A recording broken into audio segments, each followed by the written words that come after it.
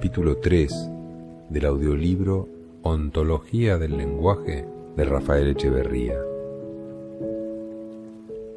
Los actos lingüísticos básicos. Antecedentes. Tal como lo hemos señalado previamente, según nuestro concepto tradicional, el lenguaje describe la realidad. Cuando digo, por ejemplo, el martes hizo sol, o esta es una mesa de madera, o mi computador tiene un disco duro de 40 megabytes, estas frases se entienden normalmente como descripciones de las propiedades de diferentes objetos. El martes pasado, esta mesa, mi computador. Cuando digo lo siento o muchísimas gracias, estas frases se entienden como descripciones de sentimientos. Nuestro sentido común da por sentado que el lenguaje describe el estado de las cosas. Esta concepción supone que la realidad ya está ahí mucho antes que el lenguaje, y lo que hace el lenguaje es simplemente describirla, hablar de ella. Se supone que el papel del lenguaje es pasivo. El lenguaje siempre llega tarde, cuando la realidad ya se ha establecido, ya ha ocupado su propio lugar. Por lo tanto, primero viene la realidad, después el lenguaje. El papel del lenguaje pareciera ser el de dar cuenta de lo existente. Esta es una interpretación muy antigua del lenguaje, cuyo origen se remonta a los antiguos griegos. Es tan vieja que normalmente olvidamos que se trata de una interpretación. Aún más, llegamos incluso a pensar que esta interpretación es, en verdad, una descripción de lo que es el lenguaje y por lo tanto una fiel representación de su propia realidad. Esta interpretación, tan largamente sostenida, ha sido seriamente cuestionada desde la segunda mitad del presente siglo con la aparición de una rama de la filosofía llamada la filosofía del lenguaje y, muy particularmente, a partir de las contribuciones tardías del filósofo austríaco Ludwig Wittgenstein. La filosofía del lenguaje pronto planteó que cuando hablamos no solamente describimos una realidad existente, también actuamos. El lenguaje, se sostuvo, es acción. Tomemos un ejemplo. Cuando decimos a alguien te felicito, no estamos describiendo una felicitación, estamos realmente haciéndola. Estamos realmente ejecutando el acto de felicitar. El filósofo británico J. L. Austin fue el primero en destacar esta cualidad activa del lenguaje o, empleando sus propias palabras, la naturaleza ejecutante, performative, del lenguaje. Se dio cuenta de que aun cuando describimos, estamos haciendo una descripción y por lo tanto estamos actuando. Otro avance importante lo produjo el filósofo norteamericano John R. Searle, quien propuso, de una forma que nos recuerda las indagaciones de los antiguos sofistas griegos y muy particularmente de Gorgias, lo que llamo una taxonomía de los actos de habla. Según Searle, cuando hablamos, ejecutamos un número restringido y específico de acciones. Estas acciones las llamó actos del habla. Nosotros los llamaremos actos lingüísticos, ya que estos actos pueden también ejecutarse en forma no verbal. Searle sostuvo que, sin importar el idioma que hablemos, sea este español, inglés o chino, siempre ejecutaremos el mismo número restringido y específico de actos lingüísticos. Quizás no sepamos hablar chino, pero sabemos, según Searle, que cuando los chinos hablan, ejecutan el mismo tipo de acciones que hacen los mexicanos, los ingleses o los rusos. Todos los seres humanos, independientemente del idioma que hablamos, al hablar hacemos afirmaciones, hacemos declaraciones, hacemos peticiones, etc. Estas acciones lingüísticas son universales. Las encontraremos en todos los idiomas, sea cual sea el lenguaje específico que se hable. La proposición de Searle reviste la mayor importancia.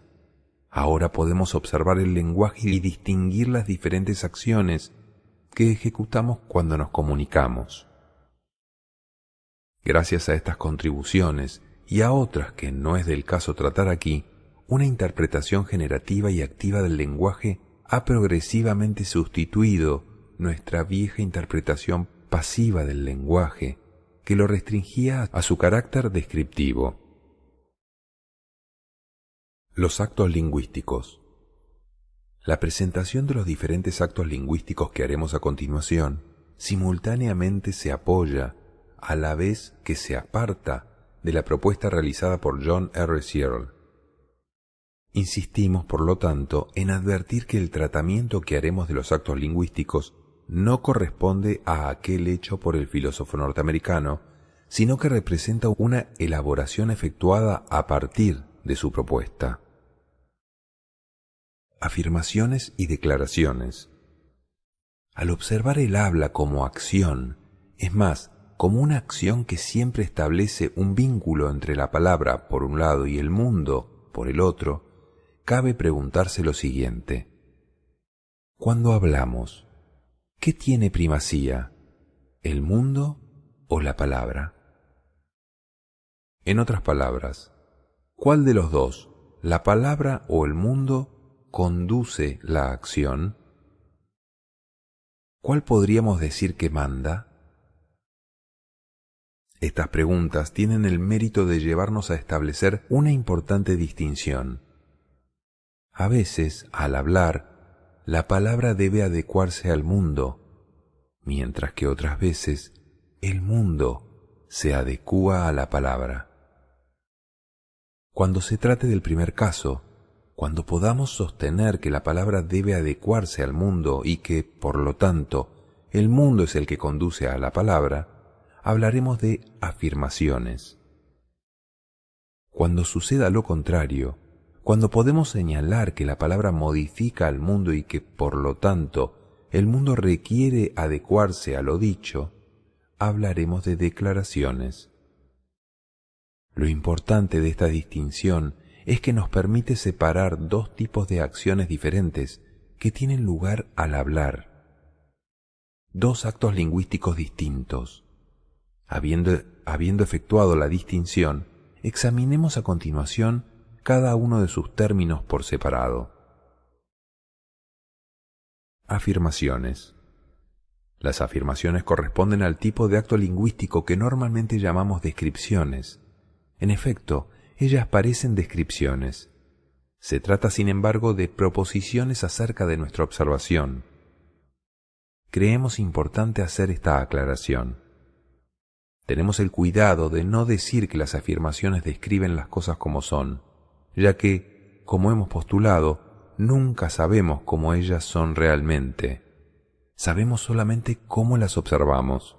Y dado que los seres humanos comparten, por un lado, una estructura biológica común y por el otro, la tradición de distinciones de su comunidad, les es imposible compartir lo que observan.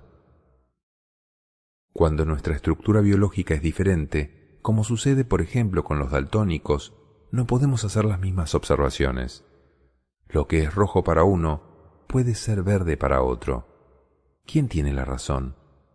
¿Quién está equivocado? ¿Quién está más cerca de la realidad? Estas preguntas no tienen respuesta. Solo podemos decir que estos individuos tienen estructuras biológicas diferentes.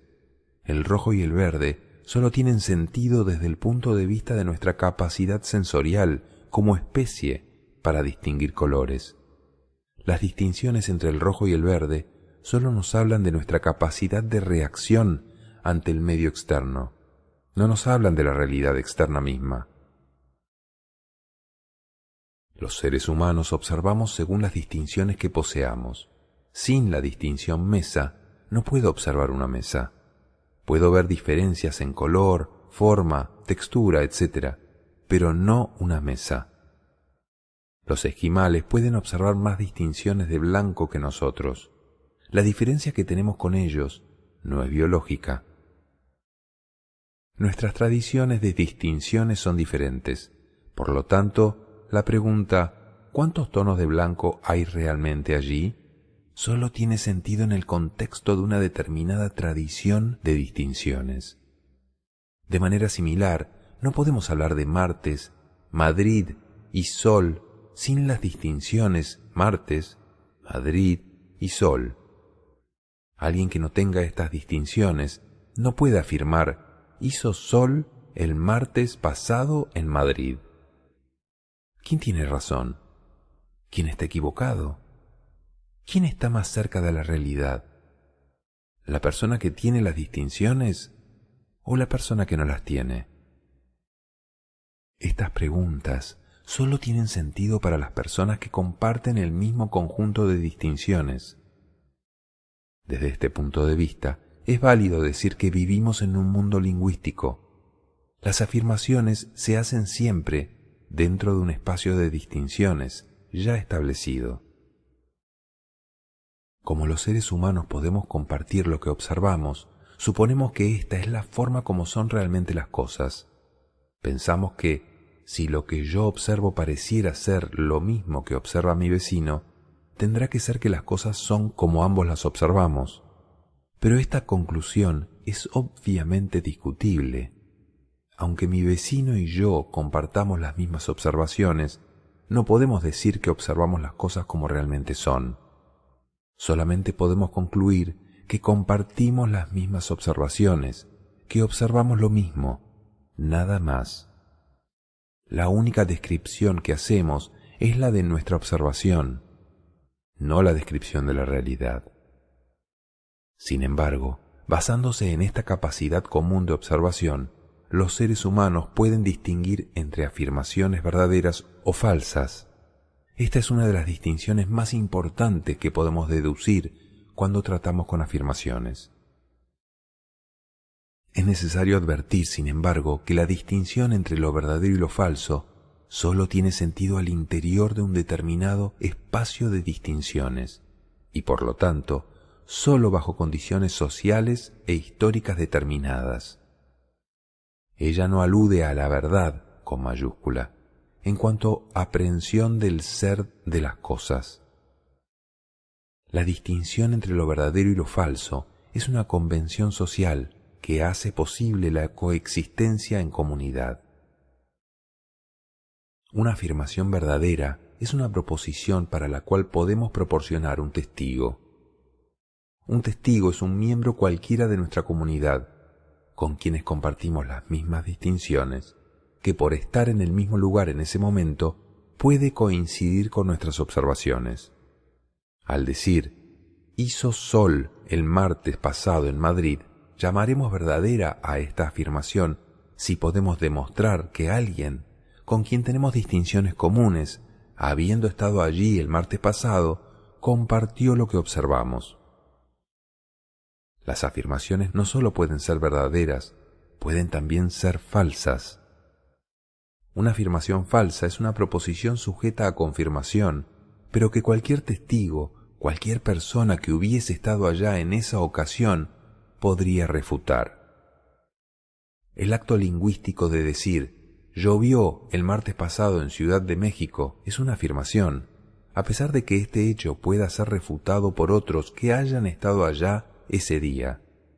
Si es refutado, va a seguir siendo una afirmación, pero falsa. No todas las afirmaciones, sin embargo, pueden ser separadas en la práctica en verdaderas o falsas. Algunas veces no se pueden confirmar por no existir las condiciones necesarias para su corroboración. Los pronósticos del tiempo constituyen buenos ejemplos. Si alguien dice, va a llover mañana, hace una afirmación. Se trata de una proposición que está sujeta a confirmación. Sin embargo, tendremos que esperar hasta mañana para determinar si esa afirmación es verdadera o falsa. En el intertanto, su calidad va a ser de indecisa. Por regla general, las afirmaciones acerca del futuro tienen la calidad de indecisas. Cuando hacemos afirmaciones acerca del pasado, puede ocurrir algo similar. Si decimos, por ejemplo, nevó en Bariloche el 10 de abril de 1415. Esta es una afirmación. Teóricamente puede ser corroborada. Es más, se sigue tratando de un tipo de proposición en la que la palabra debe adecuarse al mundo y por lo tanto se trata de una afirmación. En la práctica, sin embargo, no vamos a encontrar a nadie que haya estado presente allá en ese momento y no existen registros con observaciones de testigos. La calidad de esta afirmación, si verdadera o falsa, también permanecerá indecisa.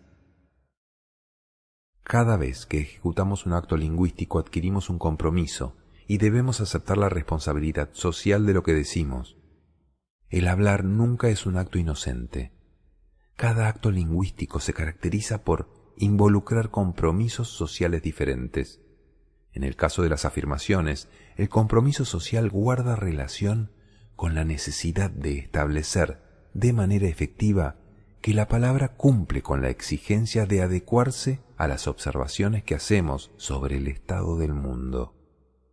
Por lo tanto, cuando afirmamos algo, nos comprometemos con la veracidad de nuestras afirmaciones ante la comunidad que nos escucha. Contraemos una responsabilidad social por su veracidad. En otras palabras, nos comprometemos a la posibilidad de proporcionar un testigo que corrobore nuestras observaciones o, en su defecto, de cumplir con cualquier otro procedimiento que, en la comunidad a la que pertenecemos, se acepte como evidencia. Cuando hacemos afirmaciones, hablamos del estado de nuestro mundo, y por lo tanto, estamos hablando de un mundo ya existente. Las afirmaciones tienen que ver con lo que llamamos normalmente el mundo de los hechos. Declaraciones. Muy diferente de las afirmaciones es aquel otro tipo de acto lingüístico llamado declaración. Cuando hacemos declaraciones, no hablamos acerca del mundo, generamos un nuevo mundo para nosotros. La palabra genera una realidad diferente. Después de haberse dicho lo que se dijo, el mundo ya no es el mismo de antes. Este fue transformado por el poder de la palabra. Tomemos un clásico ejemplo histórico. Cuando un grupo de personas se reunió en Filadelfia en julio de 1776 y asumiendo la representación de las 13 colonias inglesas en Norteamérica, dieron a conocer al mundo un texto que comenzaba diciendo: Cuando en el curso de los acontecimientos humanos llega a ser necesario para un pueblo el disolver los vínculos políticos que lo conectarán con otro, ellos no estaban hablando sobre lo que sucedía en el mundo en esos momentos. Estaban creando un nuevo mundo, un mundo que no existía antes de realizarse la Declaración de Independencia de los Estados Unidos de Norteamérica. Las declaraciones no solo suceden en momentos muy especiales de la historia, las encontramos en todas partes a lo largo de nuestra vida. Cuando el juez dice «inocente», cuando el árbitro dice «fuera», cuando el oficial dice «los declaro marido y mujer», cuando decimos en nuestra casa «es hora de cenar», cuando alguien crea una nueva compañía, cuando un jefe contrata o despide a alguien, cuando un profesor dice «aprobado», cuando una madre dice a su niño «ahora no puedes ver televisión». En todas estas situaciones se están haciendo declaraciones. En todos estos casos el mundo es diferente después de la declaración. La acción de hacer una declaración genera una nueva realidad. En cada uno de estos casos, la palabra transforma el mundo. Una vez que una declaración fue hecha, las cosas dejan de ser como eran antes. En cada una de estas instancias el mundo se rearticula en función del poder de la palabra. Cada una de ellas es un ejemplo de la capacidad generativa del lenguaje. Se trata de situaciones concretas en las que podemos reconocer las limitaciones de nuestra concepción tradicional, que concibe al lenguaje como un instrumento fundamentalmente pasivo. Las declaraciones nos acercan a lo que comúnmente asociamos con el poder de los dioses. Son la expresión más clara del poder de la palabra, de que aquello que se dice se transforma en realidad, que la realidad se transforma siguiendo la voluntad de quien habla. No es extraño, por lo tanto, constatar cómo, en nuestra tradición judeocristiana, se sostiene que en el inicio sólo existía la palabra, y que fue precisamente la palabra, como nos lo relata el Génesis, la que crea el mundo a través de sucesivas declaraciones. Hágase la luz, declaró Dios, y la luz se hizo. Las declaraciones no están relacionadas con nuestras capacidades compartidas de observación, como acontecía con las afirmaciones. Están relacionadas con el poder. Solo generamos un mundo diferente a través de nuestras declaraciones si tenemos la capacidad de hacerlas cumplir. Esta capacidad puede provenir de la fuerza o habernos sido otorgada como autoridad. La fuerza nos obliga a inclinarnos ante una declaración y acatarla porque queremos evitar el riesgo de desintegración.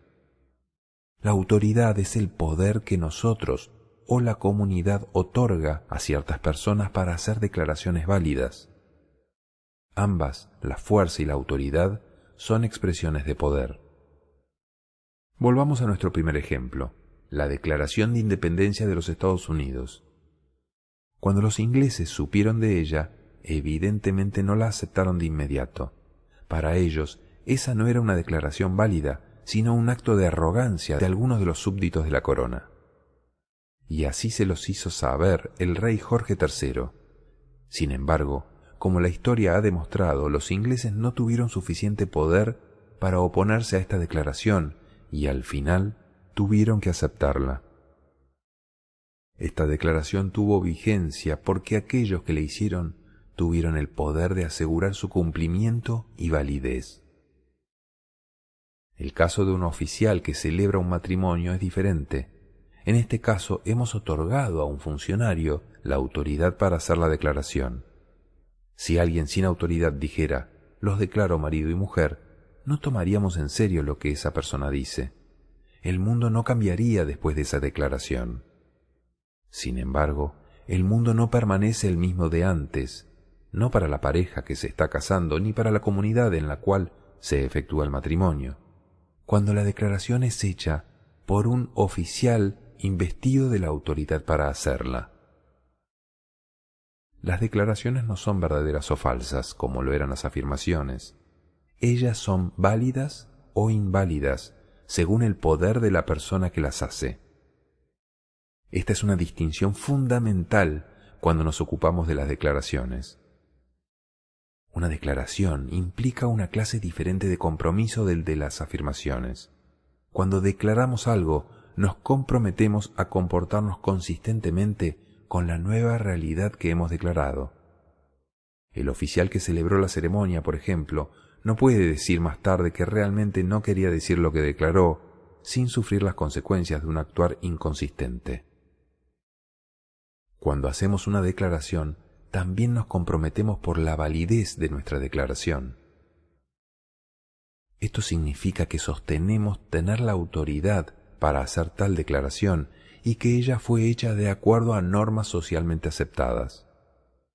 La autoridad está generalmente limitada a normas sociales específicas. La persona a quien se le otorgó autoridad para hacer una determinada declaración debe, comúnmente, cumplir con ciertos requisitos para poder hacerla.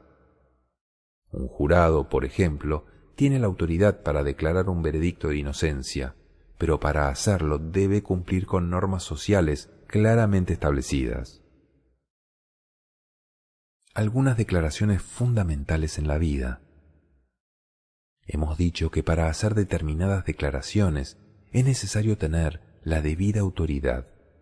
Sin que tal autoridad haya sido concedida, estas declaraciones no tienen validez y, por lo tanto, no tienen tampoco eficacia. Sin embargo, hay un vasto rango de declaraciones que no requieren de una concesión social de autoridad, sino que están asociadas a la propia dignidad de la persona humana. Así como el dignatario, por ocupar una posición de autoridad, tiene el poder para efectuar determinadas declaraciones que la sociedad reserva solo para algunos, de la misma forma, toda persona humana tiene el poder de efectuar determinadas declaraciones en el ámbito de la propia vida personal, y en cuanto ejerza tal poder, asienta su dignidad como persona. Una sociedad de hombres y mujeres libres es precisamente aquella sociedad que reconoce y sanciona socialmente los derechos que guardan relación con la dignidad de la persona humana. Ello se relaciona directamente con el reconocimiento de que el individuo, por el simple hecho de serlo, tiene autoridad para efectuar determinadas declaraciones. A continuación, vamos a referirnos a un conjunto de declaraciones que pertenecen a este ámbito de autoridad personal. Nos restringiremos solo a 6, conscientes de que podríamos añadir varias más. La declaración del no. Al decir no, es una de las declaraciones más importantes que un individuo puede hacer. A través de ella asienta tanto su autonomía como su legitimidad como persona, y por lo tanto es la declaración en la que, en mayor grado, comprometemos nuestra dignidad. En cuanto individuos, podemos arrogarnos el derecho de no aceptar el estado de cosas que enfrentamos y las demandas que otros puedan hacernos. Este es un derecho inalienable que nadie puede arrebatarnos. En muchas ocasiones, sin embargo, el precio de decir no es alto y depende nuevamente de cada uno pagarlo o no. Pero aunque el precio sea alto, como individuos podemos seguir ejerciendo nuestro poder de decir no. Muchos de nuestros héroes, muchos de nuestros santos, son personas a las que admiramos porque estuvieron dispuestos a pagar con sus vidas el ejercicio de este derecho. Existen 2 importantes instituciones sociales que descansan en el reconocimiento social del derecho de los individuos a decir que no: la democracia y el mercado. Ambas descansan en el derecho del individuo a escoger, y todo derecho a escoger se sustenta, en último término, en el derecho a decir que no. Obviamente no se trata de las únicas instituciones sociales en las que este derecho se manifiesta, ni se trata tampoco de sostener que no podamos reconocerles limitaciones. Pero analizar esto nos sacaría del tema que estamos tratando. Más allá de héroes y santos, de la democracia y el mercado, queremos destacar la importancia de la declaración no en la vida cotidiana de cada persona. Cada vez que consideremos que debemos decir no y no lo digamos, veremos nuestra dignidad comprometida. Cada vez que digamos no y ello sea pasado por alto, consideraremos que no fuimos respetados. Esta es una declaración que define el respeto que nos tenemos a nosotros mismos y que nos tendrán los demás. Es una declaración que juega un papel decisivo en el dar forma a nuestras relaciones de pareja, de amistad, de trabajo, a la relación con nuestros hijos, etc. De acuerdo a cómo ejercitemos el derecho a la declaración de no, definimos una u otra forma de ser en la vida. Es más, definimos también una u otra forma de vida. La declaración de no puede adquirir formas distintas. No siempre ella se manifiesta diciendo no. A veces, por ejemplo, la reconocemos cuando alguien dice basta, con lo cual declara la disposición a no aceptar lo que se ha aceptado hasta entonces. Ella se refiere, por lo tanto, a un proceso en el que hemos participado y al que resolvemos ponerle término. También reconocemos el no cuando alguien dice «esto no es aceptable para mí», y al hacerlo le fija al otro un límite con respecto a lo que estamos dispuestos a permitirle. La declaración de aceptación, el sí. el sí pareciera no ser tan poderoso como el no. Después de todo, la vida es un espacio abierto al sí. Es como dirían los especialistas en computación, la declaración que opera por omisión, por default. Mientras no decimos que no, normalmente se asume que estamos en el sí. Sin embargo, hay un aspecto extremadamente importante con respecto al sí, que vale la pena destacar. Se refiere al compromiso que asumimos cuando hemos dicho sí o su equivalente, acepto. Cuando ello sucede, ponemos en juego el valor y respeto de nuestra palabra. Dado que sostenemos que somos seres lingüísticos, seres que vivimos en el lenguaje, se comprenderá la importancia que atribuimos al valor que otorguemos a nuestros sí. Pocas cosas afectan más seriamente la identidad de una persona que el decir sí y el no actuar coherentemente con tal declaración. Un área en la que esto es decisivo es el terreno de las promesas. Sobre ello hablaremos más adelante.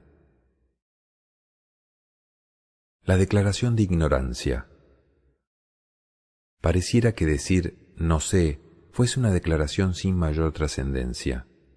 Alguien podría incluso argumentar que no se trata de una declaración, sino de una afirmación y en algunos casos efectivamente puede ser considerada como tal, cuando por ejemplo la comunidad, cualquiera que ella sea, establece consensualmente criterios que definen con claridad para sus miembros quién sabe y quién no sabe. Ello, sin embargo, no siempre acontece y es más, en muchas ocasiones tampoco es posible alcanzar ese consenso. La experiencia nos muestra cuántas veces solemos operar presumiendo que sabemos, para luego descubrir cuán ignorantes realmente éramos. Uno de los problemas cruciales del aprendizaje es que muy frecuentemente no sabemos que no sabemos.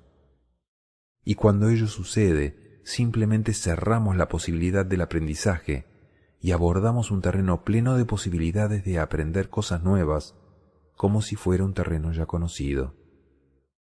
Cualquier cosa nueva que se nos dice queda por lo tanto atrapada en lo ya conocido o en la descalificación prematura. ¿Cuántas veces nos hemos visto exclamando, sobre esto yo sé, o esto es el viejo cuento de... para luego, mucho más tarde, comprobar que escuchábamos presumiendo que sobre aquello sabíamos y descubrir que nos habíamos cerrado a una posibilidad de aprendizaje. Y hay quienes podrán morir sin que logremos convencerlos de que no saben. Declarar no sé es el primer eslabón del proceso de aprendizaje. Implica acceder a aquel umbral en el que, al menos, sé que no sé y por lo tanto me abro al aprendizaje. Habiendo hecho esa primera declaración, puedo ahora declarar aprenderé y en consecuencia crear un espacio en el que me será posible expandir mis posibilidades de acción en la vida. Nuestra capacidad de abrirnos tempranamente al aprendizaje a través de la declaración no sé representa una de las fuerzas motrices más poderosas en el proceso de transformación personal y de creación de quienes somos. La declaración de gratitud. Cuando niños nos enseñan a decir gracias, y a menudo miramos a esa enseñanza como un hábito de buena educación, una formalidad que facilita la convivencia con los demás. No siempre reconocemos todo lo que contiene esa pequeña declaración. Por supuesto, podemos decir gracias sin que ello signifique demasiado, aunque insistimos, decirlo no es nunca insignificante. Pero podemos mirar la declaración de gracias como una oportunidad de celebración de todo lo que la vida nos ha proveído y de reconocimiento a los demás por lo que hacen por nosotros y lo que significan en nuestras vidas.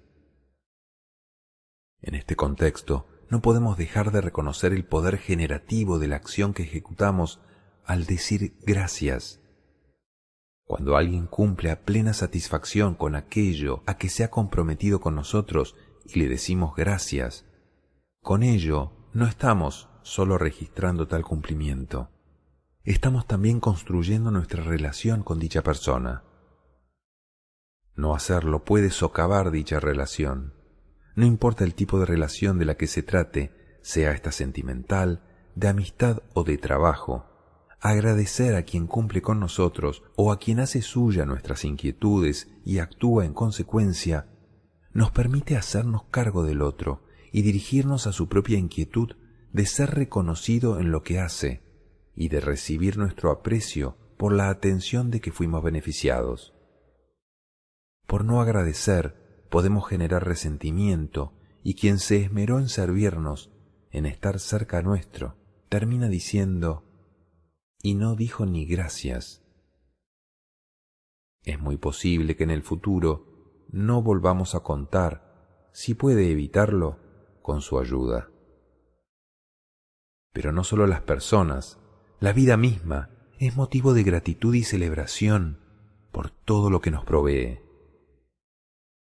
Decirle gracias a la vida, como lo hace por ejemplo la bella canción de Violeta Parra, es un acto fundamental de regeneración de sentido, de reconciliación con nuestra existencia, pasado, presente y futuro. No nos puede extrañar, por lo tanto, que algunas sociedades tengan como una de sus principales actividades la celebración de un día de acción de gracias. Al declarar nuestra gratitud, no solo asumimos una postura frente a los otros y frente a la vida.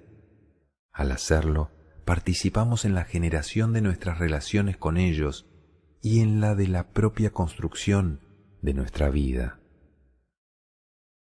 La declaración del perdón. Bajo este acápite incluimos 3 actos declarativos diferentes, todos ellos asociados al fenómeno del perdón. Así como destacábamos previamente la importancia de la declaración de gracias, debemos ahora examinar su reverso.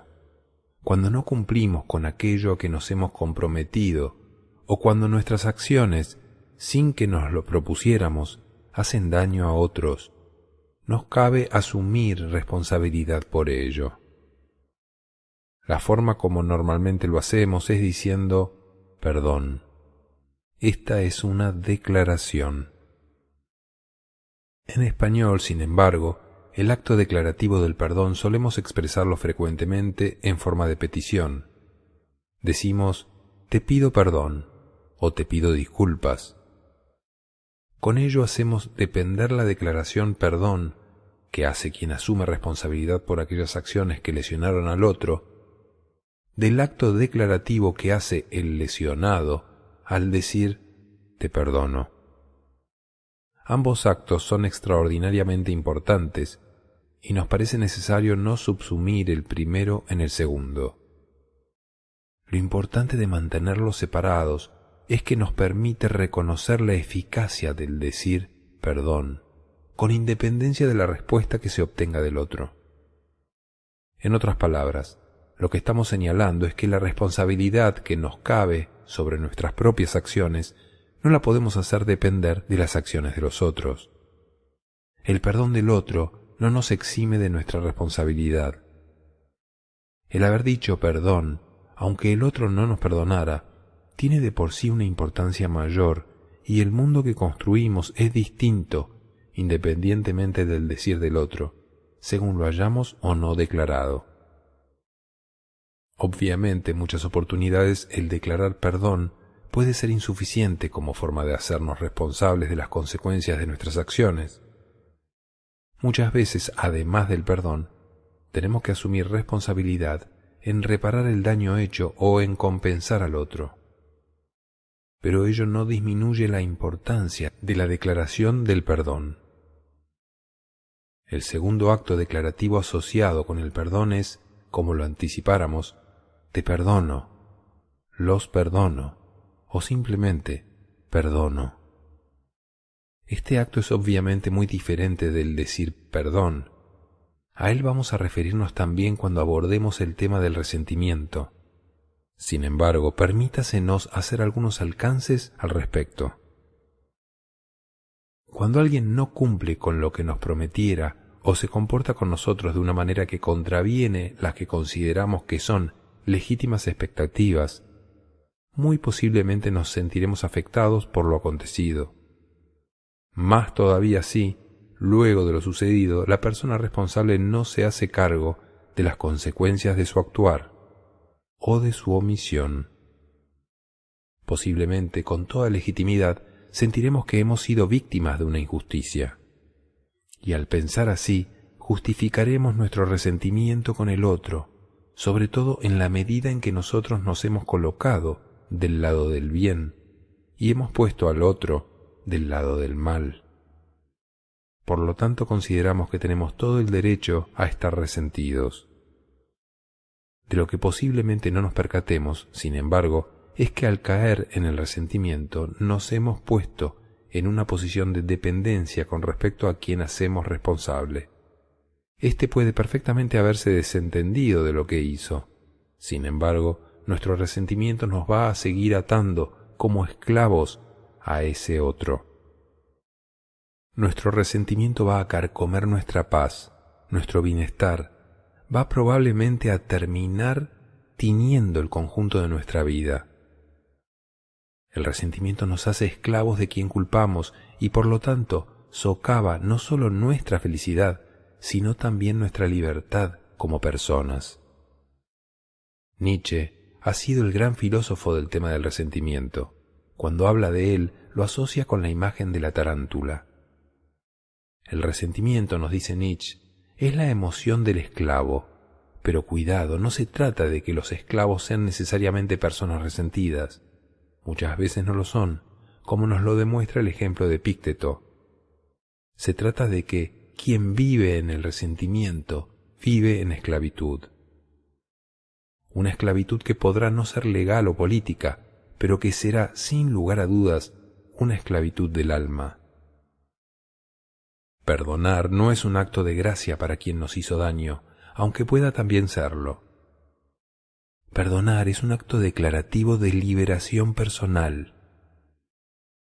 Al perdonar, rompemos la cadena que nos ata al victimario y que nos mantiene como víctimas. Al perdonar nos hacemos cargo de nosotros mismos y resolvemos poner término a un proceso abierto que sigue reproduciendo el daño que originalmente se nos hizo.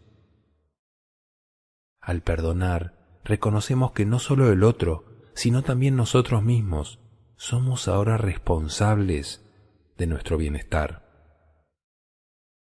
Cuando hablamos de perdonar, suele surgir también el tema del olvido. Hay quienes dicen, yo no quiero olvidar, o siento que tengo la obligación de no olvidar. Olvidar o no es algo que no podemos resolver por medio de una declaración. De cierta forma, no depende enteramente de nuestra voluntad. El perdón, sin embargo, es una acción que está en nuestras manos.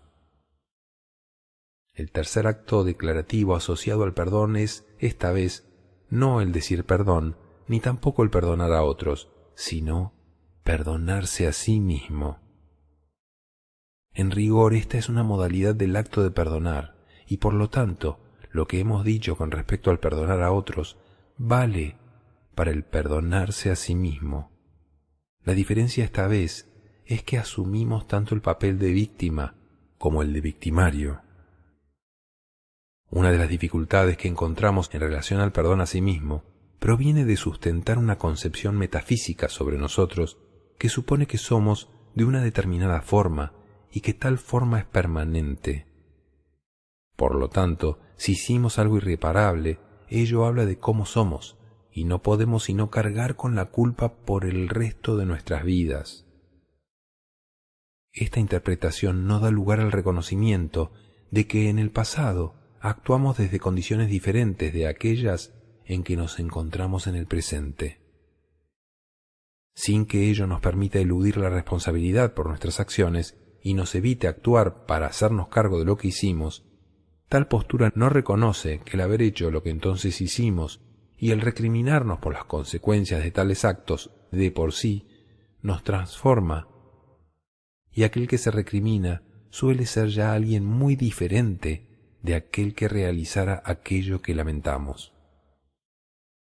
El perdón a sí mismo tiene el mismo efecto liberador de que hablamos anteriormente, y hacerlo es una manifestación de amor a sí mismo y a la propia vida.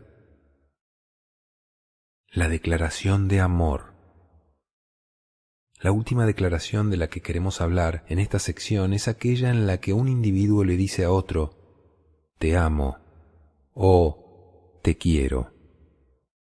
Sin entrar a examinar en esta ocasión lo que es el amor desde un punto de vista lingüístico, es importante señalar que éste remite a un vínculo particular, un tipo de relación entre dos personas. Dada la ya aludida capacidad recursiva del lenguaje, podemos también hablar de amor a sí mismo, refiriéndonos precisamente al tipo de relación que mantenemos con nosotros mismos. Un supuesto común es que el amor existe y que decir te amo no hace más que describir lo que está allí. Basados en tal supuesto, a veces escuchamos a quienes dicen: ¿qué sentido tiene decirte que te quiero? Ello no cambia nada. Es posible que yo no cambie la emoción que uno siente por el otro, pero decirlo o no decirlo no es indiferente a la relación que construimos con el otro, particularmente cuando este otro es también un ser humano. El declarar te amo o te quiero participa en la construcción de mi relación con el otro y forma parte de la creación de un mundo compartido. Es importante examinar nuestras relaciones personales fundadas en vínculos de afecto, como lo son, por ejemplo, nuestra relación de pareja, con nuestros hijos, con nuestros padres, con nuestros amigos, etc. Y preguntarnos cuán a menudo solemos declararnos mutuamente el afecto que nos tenemos. Preguntarnos también qué diferencia le significaría al otro el escuchar esta declaración. Es importante no olvidar cómo el hablar, y por lo tanto también el callar, genera nuestro mundo. Mientras escribo, recuerdo la película inglesa Remains of the Day, que viera unos días atrás. El tema central de la película es precisamente la ausencia de la declaración de amor. En ella vemos lo que sucede con dos personas que fueron incapaces de decirse el uno al otro: te amo. Sobre la relación entre las afirmaciones y las declaraciones. Hasta ahora hemos identificado dos actos lingüísticos, las afirmaciones y las declaraciones. Pareciera, sin embargo, que ambos se sitúan a un mismo nivel y solo se diferencian según quién conduce la relación palabra-mundo. No habría ningún problema con ello, de no ser que omite un aspecto que consideramos importante destacar. Las declaraciones representan el acto lingüístico primario por excelencia, vale decir, el que crea las condiciones para la emergencia de los demás.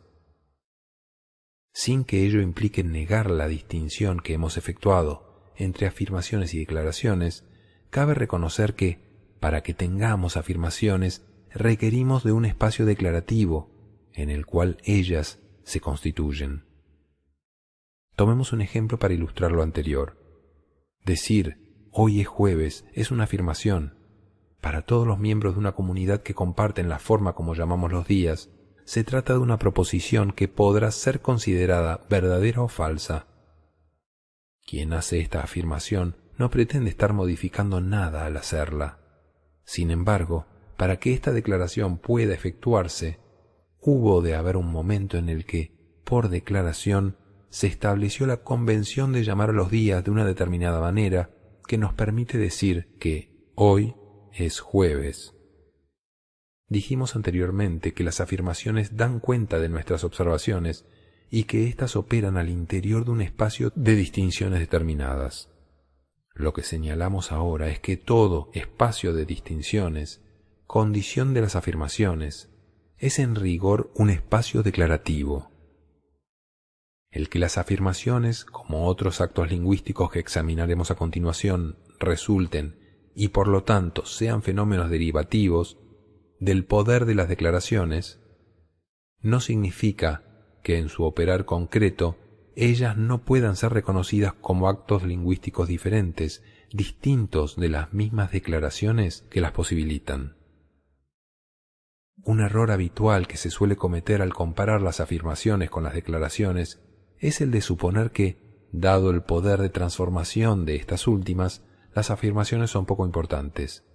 Es más, que las afirmaciones no se relacionan con nuestra capacidad de intervenir y transformar el mundo. Ello es equivocado. Solo podemos intervenir en el mundo que somos capaces de reconocer, y nuestra capacidad de observación es decisiva para un adecuado ejercicio de nuestra capacidad de intervención. Mis evaluaciones sobre lo que es posible en el mundo, en términos de mi actuar, descansa en las afirmaciones que yo pueda hacer sobre él. Veamos un ejemplo. Alguien me dice, la bolsa de valores acaba de experimentar una caída en 100 puntos. Esta es obviamente una afirmación, pero a partir del hecho de que conozco este hecho, hay muchas acciones que puedo tomar, vender, comprar, etc., que no tendría cómo considerar de no haber tenido acceso a esa afirmación. Lo mismo poniendo otro ejemplo extremo. Si alguien me dice, la casa se está incendiando, posiblemente no se me va a ocurrir huir o procurar salvar algunas cosas de no haberse hecho esta afirmación. A la vez, muchas afirmaciones pueden no tener ninguna significación en términos de mis posibilidades de acción. Por lo tanto, no toda afirmación me es igualmente importante. Esto nos lleva a una segunda distinción con respecto a las afirmaciones. Anteriormente dijimos que ellas podían distinguirse entre verdaderas y falsas. Ahora podemos establecer que también podemos distinguir entre afirmaciones relevantes o irrelevantes, según la relación que ellas tengan con nuestras inquietudes. Saber el pronóstico del tiempo para mañana en Sudán resultará probablemente irrelevante si mañana estaré todo el día en Bogotá. No es lo mismo, sin embargo, si mañana tengo que viajar a Sudán y que el objetivo de mi viaje depende grandemente del estado del tiempo. Una competencia importante en la vida es saber distinguir entre afirmaciones relevantes e irrelevantes y en generar las primeras. Las afirmaciones dan cuenta del mundo en que vivimos y por lo tanto nuestra capacidad de hacer afirmaciones habla del tamaño y carácter de nuestro mundo. Una persona provinciana se caracteriza por una capacidad muy reducida de hacer afirmaciones y en consecuencia por un mundo muy reducido. El concepto de mundo en este sentido no es geográfico, es una distinción existencial y guarda relación, entre otras cosas, con nuestra capacidad de hacer afirmaciones sobre el acontecer. Para poder desarrollar en mayor profundidad el tema de la relevancia de nuestras afirmaciones, es preciso, sin embargo, introducir dos distinciones adicionales. Se trata de las distinciones de inquietudes y de juicios. La distinción de inquietud. Llegados a este punto, nos parece oportuno introducir la distinción de inquietud. Como se apreciará más adelante, ella ocupa un lugar central dentro de nuestra interpretación. Los seres humanos actuamos y uno de los dominios de nuestro actuar es el lenguaje. Una forma de entender lo que llamamos inquietud es haciendo la pregunta, ¿por qué actuamos? O ¿por qué hablamos? Las respuestas que daremos a esas preguntas, en la medida que se sitúen en el terreno de lo que la psicología llamaría motivaciones, corresponden a lo que se apunta con la distinción de inquietud. Más adelante se apreciará también por qué no usamos los términos motivaciones, propósitos o intenciones, que son los que habitualmente se utilizan a este respecto. Sostenemos que los seres humanos al actuar nos estamos haciendo cargo de algo. Como apuntara el filósofo Martin Heidegger, la existencia humana resulta, para los seres humanos, un asunto del que requieren hacerse cargo y, por lo tanto, al que tienen que atender. Los seres humanos, sostenemos, no podemos descansar, como sucede con otros seres vivos, en la total inocencia de la existencia, en un simple dejarla fluir. A nosotros, los seres humanos, la existencia nos desafía, y para mantenerla debemos a menudo tomar posición con respecto a ella y, en razón de ello, nos vemos muchas veces compelidos a modificar el curso espontáneo de los acontecimientos. Esto último lo hacemos mediante la acción. Por lo tanto, concebimos la acción como una dimensión exclusiva de la existencia humana. Solo en un sentido figurativo y radicalmente diferente podemos hablar de acción en relación a otros seres vivos o a los elementos y fuerzas de la naturaleza. Esta condición de desgarramiento existencial propia de los seres humanos es interpretada por la tradición judeocristiana como expresión de una caída que surge del castigo de Dios frente al pecado original. Los seres humanos pagan el atrevimiento de haber querido participar en el proceso de creación. Ello está simbolizado en haber cedido a la tentación de comer del árbol del bien y del mal, el árbol de los valores y, en último término, aquel que alimenta el sentido de la vida. Al haber comido del árbol del bien y del mal, los seres humanos pierden la inocencia como condición de su existencia. Este desgarramiento propio de la existencia humana se expresa por lo tanto a un nivel todavía más profundo que el de la acción cotidiana, aquella que nos lleva a preocuparnos de nuestra alimentación, abrigo y otras necesidades de este tipo. Como parte esencial de este hacernos cargo y atender a nuestra existencia está también el imperativo de conferirle sentido. Los seres humanos requerimos del sentido de la vida como condición de nuestra existencia. Esta pareciera ser la otra cara del poder que tenemos de participar en el proceso de nuestra propia creación. Cuando no somos capaces de conferirle sentido a la vida, dado que somos seres actuantes, tenemos la opción de terminar con ella. El suicidio, como nos señala Albert Camus, pareciera ser un fenómeno típicamente humano. Todo lo anterior solo es concebible por cuanto los seres humanos somos seres lingüísticos. No habría forma de dar cuenta de esta dimensión de hacernos cargo y atender a nuestra existencia, ni del imperativo ontológico de conferirle sentido a la vida, si no fuésemos seres que vivimos en el lenguaje y el lenguaje humano no tuviese la capacidad de su propia recursividad. Tampoco podríamos hablar de la acción humana, de la manera como lo hacemos, sino en cuanto somos seres lingüísticos.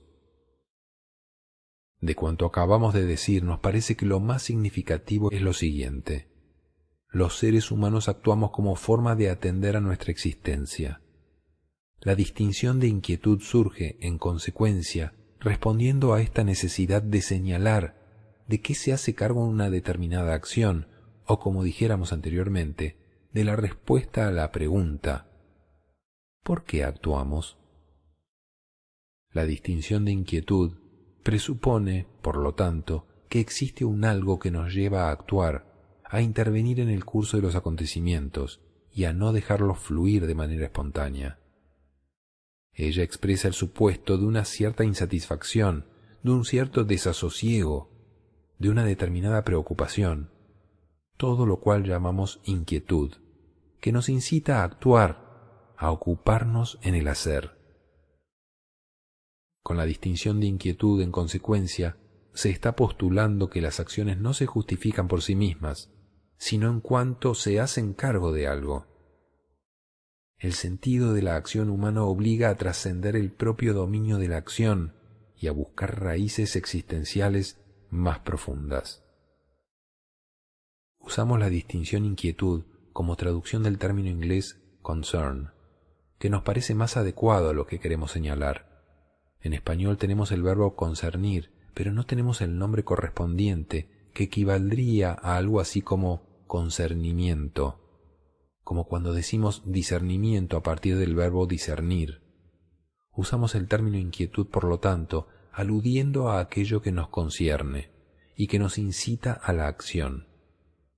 Se trata en consecuencia del reconocimiento de una situación primaria de insatisfacción, de desasosiego, desde la cual actuamos. Otro término posible sería el de incumbencia, aquello que nos incumbe al actuar. Quisiéramos hacer algunos alcances finales antes de cerrar esta sección. La respuesta a la pregunta ¿por qué actuamos? y por lo tanto aquello que designemos como inquietud será siempre motivo de interpretación. En rigor, nunca sabemos por qué actuamos como lo hacemos, aunque sospechemos que ciertas interpretaciones nos pueden llevar a actuar de una forma o de otra. La distinción de inquietud no nos proporciona un punto de apoyo sólido desde el cual la acción adquiera sentido. Desde la interpretación que estamos proponiendo, tenemos que acostumbrarnos a que no encontraremos ningún punto de apoyo sólido. Cada vez que creamos encontrar uno, descubriremos que se nos disuelve. Ello significa que tampoco podemos conferirle prioridad a la inquietud con respecto a la acción. Este ha sido uno de los grandes errores del racionalismo, que supuso que la razón antecede a la acción, aunque tal razón muchas veces se nos escape. Desde nuestra perspectiva, decimos que si bien aceptamos que determinadas interpretaciones conducen a determinadas acciones, no es menos efectivo. Sostenemos que las acciones también generan las interpretaciones capaces de conferirles sentido. La relación entre acción e inquietud puede establecerse en ambas direcciones. Vivimos en mundos interpretativos. La danza de las promesas, sobre peticiones y ofertas. Las promesas son actos lingüísticos diferentes de las afirmaciones o las declaraciones, aunque ellas también, como las afirmaciones, funcionan dentro de un espacio declarativo. Las promesas son, por excelencia, aquellos actos lingüísticos que nos permiten coordinar acciones con otros. Cuando alguien hace una promesa, él o ella se compromete ante otro a ejecutar alguna acción en el futuro.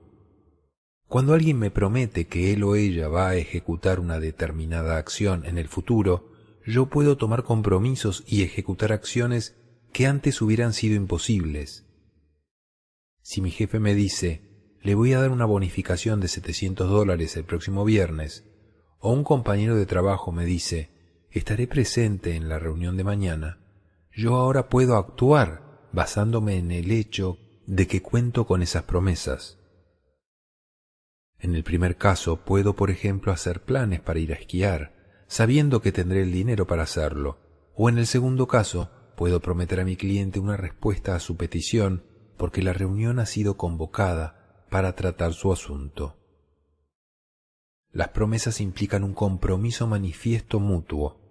Si prometo algo a alguien, esa persona puede confiar en ello y esperar que cumpla con las condiciones de satisfacción de mi promesa. Esto no es solamente un compromiso personal, sino social. Nuestras comunidades, como condición fundamental para la coexistencia social, se preocupan de asegurar que las personas cumplan sus promesas y, por lo general, sancionan a quienes no lo hacen. Gran parte de nuestra vida social está basada en nuestra capacidad de hacer y cumplir promesas. Nuestra extensa legislación sobre contratos es un recurso mediante el cual reforzamos socialmente la obligatoriedad para las personas de cumplir lo estipulado en sus promesas. En ambientes menos formales, el incumplimiento de una promesa nos da derecho a formular un reclamo. Nietzsche dijo en una oportunidad que los seres humanos son animales que hacen promesas. Las promesas son constitutivas de la existencia humana, como lo son los otros actos lingüísticos. Debido a esta capacidad de hacer promesas, podemos incrementar nuestra capacidad de acción, podemos lograr cosas que no nos hubieran sido posibles sin la habilidad de coordinar nuestra acción con la de otros. Basta mirar alrededor y observar nuestro mundo para comprobar que gran parte de lo que observamos descansa en la capacidad de los seres humanos de hacer promesas. Nos damos cuenta de que nuestro trabajo, nuestro matrimonio, nuestra educación, nuestro sistema político, etc., se generaron porque había personas que hacían promesas a otras. El acto de hacer una promesa comprende 4 elementos fundamentales: el orador, el oyente, una acción a llevarse a cabo, esto es, algunas condiciones de satisfacción, y un factor tiempo. Un análisis más detallado de las promesas, sin embargo, nos mostrará que se necesitan además otros elementos. No vamos a ocuparnos de ellos en esta ocasión. Es interesante observar que cuando hacemos una promesa, en realidad hay dos procesos diferentes involucrados: el proceso de hacer la promesa y el proceso de cumplirla. La promesa como un todo requiere de ambos. El primer proceso, el de hacer una promesa, es estrictamente comunicativo y por tanto lingüístico. El segundo proceso, el de cumplir la promesa, puede ser comunicativo o no serlo. Veamos algunos ejemplos. Es fácil aceptar que el hacer promesas es algo que realizamos en una danza comunicativa con otro, o incluso con nosotros mismos.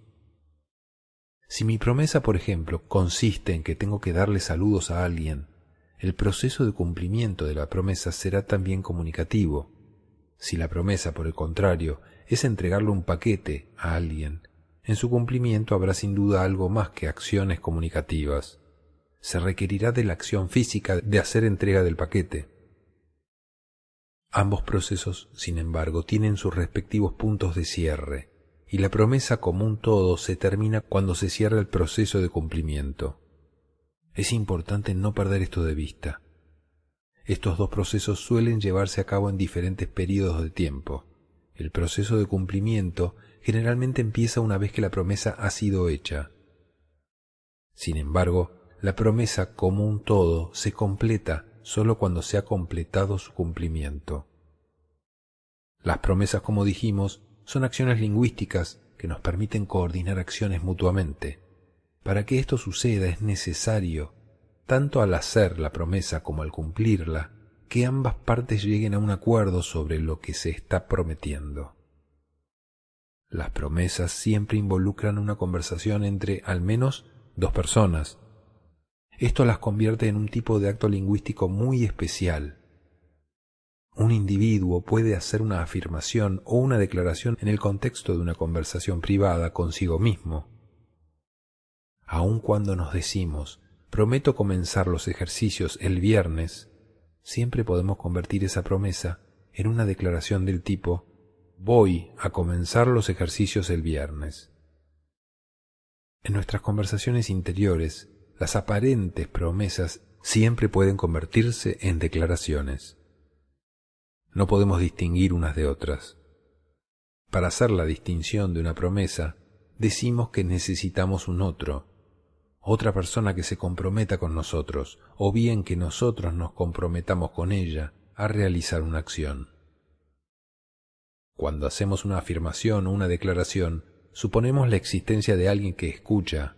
Incluso en nuestras conversaciones privadas, actuamos simultáneamente como el que habla y el que escucha. Si al conversar con otra persona hacemos una afirmación o una declaración, el otro desempeña su papel esperado en la danza conversacional tan solo escuchando. En la danza lingüística de la promesa se espera de este otro más que meramente escuchar.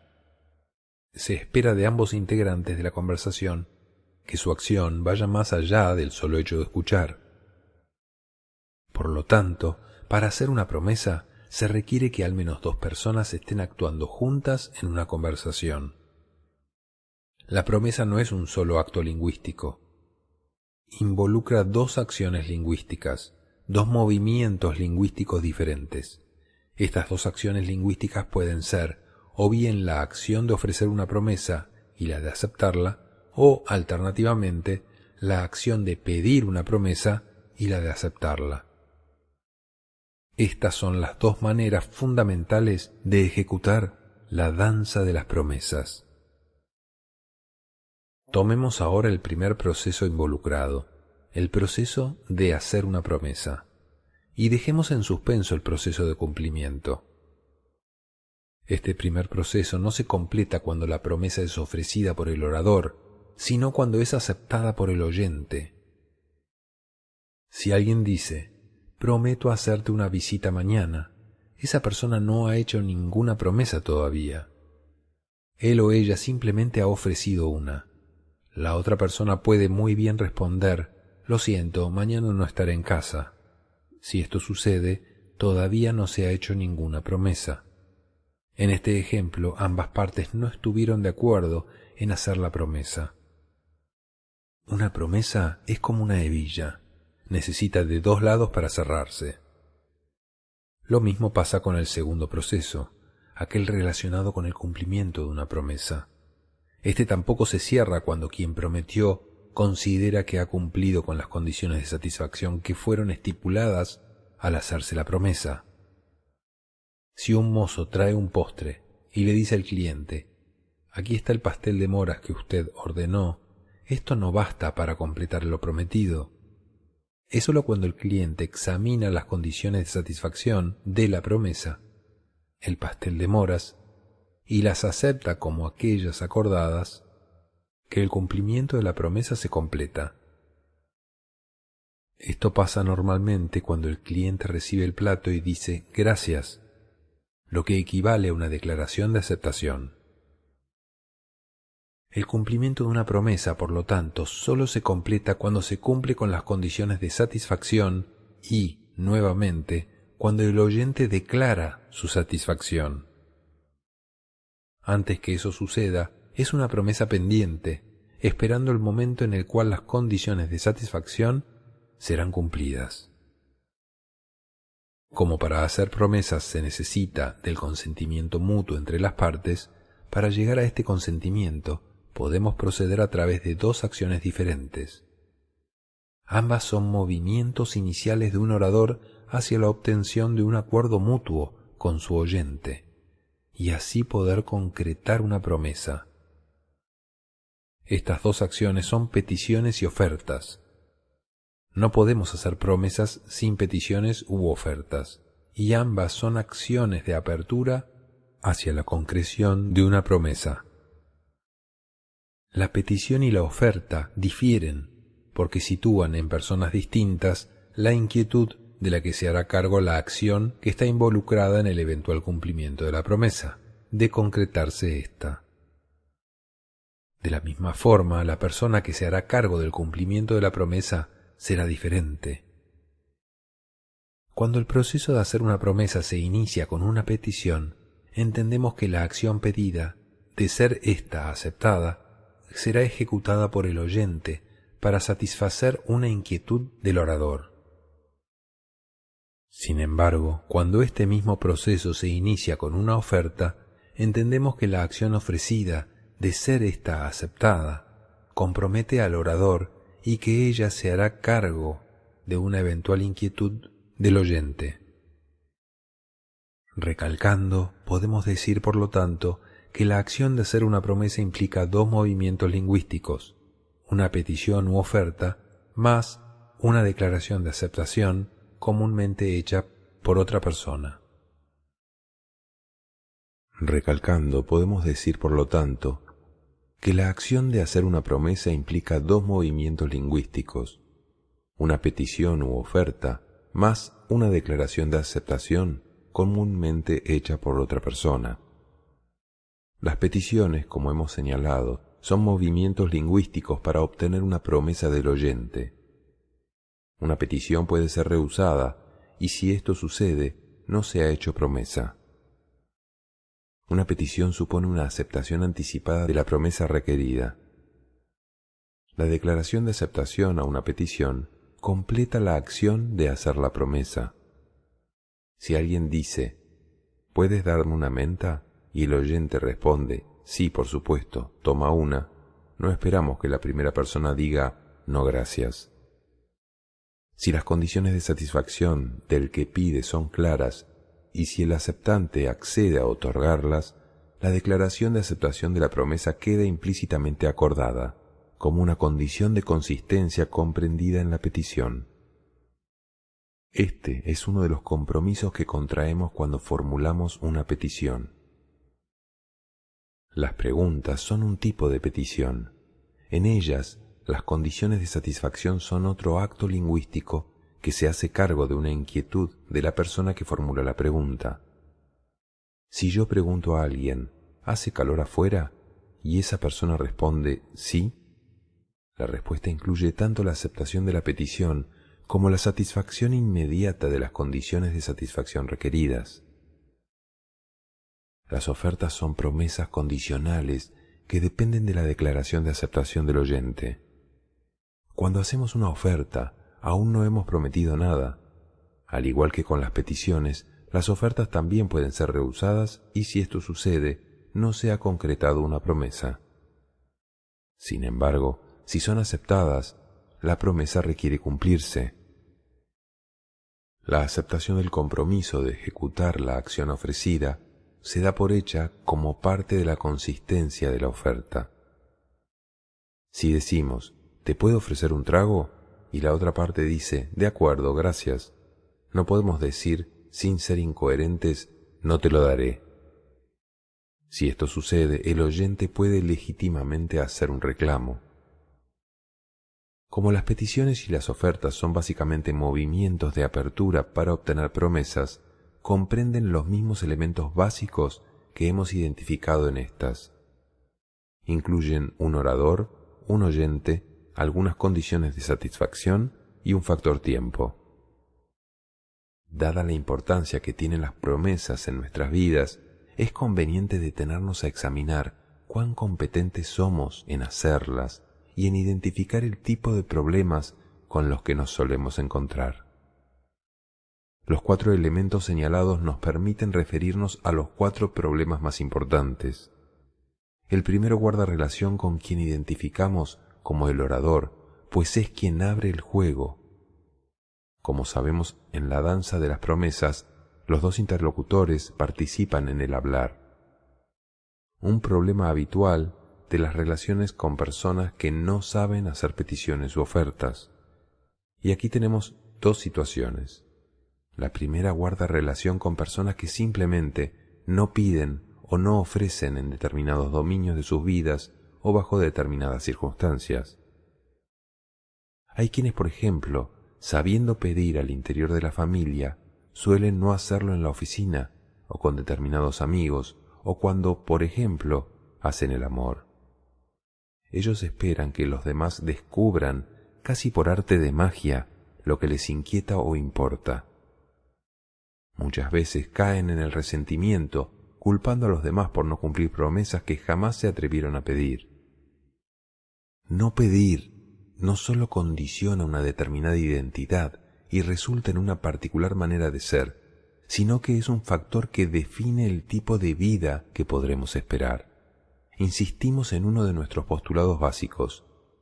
No es que siendo como somos, no pidamos. Más bien, el no pedir nos hace ser como somos y nos confiere una forma de vida correspondiente. Si comenzamos a pedir donde no lo hacemos, transformamos nuestra forma de ser.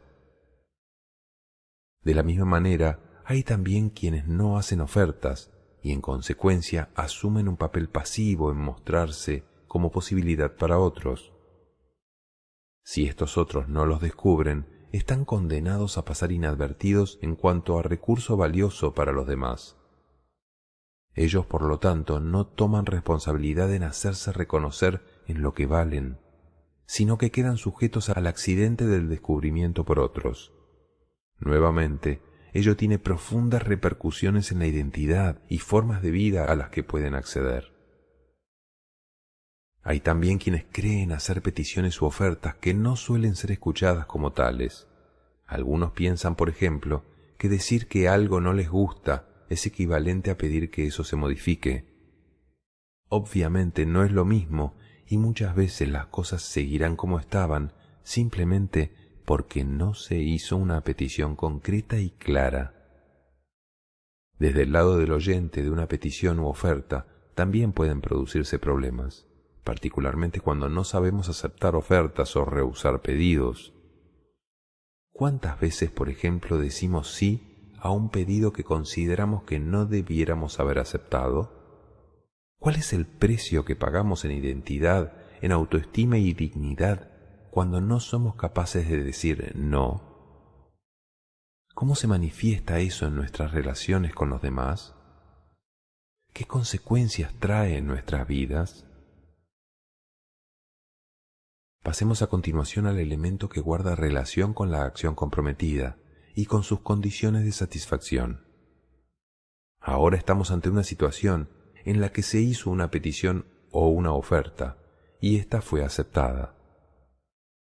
Sin embargo, lo que el orador entiende que se prometió resulta ser diferente de lo que entendió el oyente. Ambos, sin embargo, operan bajo el supuesto de que esa promesa se hizo y que será cumplida. Ambos, por lo tanto, tomarán acciones descansando en ese supuesto, solo para comprobar más tarde que lo que esperaban que ocurriera no sucederá. Quien espera que se cumpla con la acción comprometida verá frustradas sus expectativas, como también las verá quien descubra que lo que realizó para cumplir con lo prometido no produce la satisfacción esperada. ¿Cuál es el costo en productividad, en bienestar personal, en identidad, que resultará de una situación como esta? ¿Cuántas veces nos vemos enfrentados a situaciones de este tipo? Examinemos por último lo que sucede cuando, esta vez, se concreta una promesa con claras condiciones de satisfacción, pero no se establece con claridad su fecha de cumplimiento. Una promesa que no especifica con claridad el tiempo en el que debe cumplirse no es una promesa. Quien espera su cumplimiento no está en condiciones de descansar en el hecho de que tal promesa se cumplirá, dado que no se sabe cuándo ello podría suceder. Es más, al no especificarse cuándo debe cumplirse la promesa, tampoco hay espacio para reclamar, dado que siempre puede argüirse que en algún momento, más temprano o más tarde, lo prometido se cumplirá. Una promesa que no especifica el factor tiempo no obliga y, por lo tanto, en rigor, no puede considerarse una promesa. ¿Es necesario preguntar sobre las consecuencias de esta situación? Cuando hacemos una promesa, nos comprometemos en dos dominios: sinceridad y competencia. La sinceridad en este contexto es el juicio que hacemos de que las conversaciones y los compromisos públicos contraídos por la persona que hizo la promesa concuerdan con sus conversaciones y compromisos privados. La competencia guarda relación con el juicio de que la persona que hizo la promesa está en condiciones de ejecutarla efectivamente, de modo de proveer las condiciones de satisfacción acordadas. Cuando falta cualquiera de estos dos factores, sinceridad o competencia, la confianza se ve afectada. Normalmente decimos que confiamos en alguien que hizo una promesa, cuando juzgamos que esa persona es sincera y competente al hacerla. La desconfianza surge del juicio que hacemos de que quien promete carece de sinceridad o de competencia y que por lo tanto no podemos asegurar el cumplimiento. Estos compromisos involucrados en las promesas hacen que ellas tengan sumo poder en la vida social y sean uno de los pilares de nuestra capacidad de coordinación de acciones. Como ya hemos visto, una de las principales diferencias entre los actos lingüísticos es que implican diferentes compromisos sociales. Estos son presupuestos que hacemos al escuchar lo que decimos y por los cuales los oradores nos hacemos responsables. Como dijimos anteriormente, cuando hablamos no somos inocentes. Siempre somos responsables de los compromisos sociales implícitos en nuestros actos lingüísticos. Los actos lingüísticos fundamentales. Primero, afirmación. Segundo, declaración. Tercero, promesa, del cual cuarto y quinto son oferta más declaración de aceptación y petición más declaración de aceptación. Cuando hago una afirmación, me comprometo a la veracidad de lo que afirmo. Cuando hago una declaración, me comprometo a la validez y a lo adecuado de lo declarado. Cuando hago una promesa, una petición o una oferta, me estoy comprometiendo a la sinceridad de la promesa involucrada. Y cuando me comprometo a cumplir una promesa, me estoy comprometiendo también a tener la competencia para cumplir con las condiciones de satisfacción estipuladas. Esto no significa que no podamos romper nuestros compromisos. Por supuesto podemos hacerlo y lo hacemos.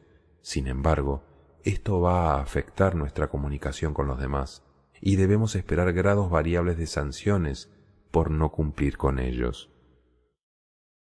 El papel generativo del lenguaje. Debiéramos ser capaces de observar cuán lejos estamos de nuestra comprensión tradicional del lenguaje. La concepción del lenguaje como descriptivo y pasivo ha sido sustituida por una interpretación diferente, que ve al lenguaje como acción y en tanto tal como una fuerza poderosa que genera nuestro mundo humano. Tal como lo señaláramos previamente, en nuestra concepción tradicional, la realidad venía primero y luego el lenguaje. En la nueva concepción, el lenguaje genera realidad. Cualquier realidad que exista más allá del lenguaje, éste no puede hablar de ella. El lenguaje solo puede apuntar en su dirección y hablar de ella sin tocarla o, como nos recomendara Wittgenstein, cruzarla en silencio. Sustituimos la antigua interpretación descriptiva del lenguaje por lo que llamamos la interpretación generativa. Debido a que el lenguaje no es pasivo, debido a que el lenguaje es acción, éste genera permanentemente nuevas realidades. Nosotros, los seres humanos, vivimos en mundos lingüísticos y nuestra realidad es una realidad lingüística. Creamos el mundo con nuestras distinciones lingüísticas, con nuestras interpretaciones y relatos, y con la capacidad que nos proporciona el lenguaje para coordinar acciones con otros.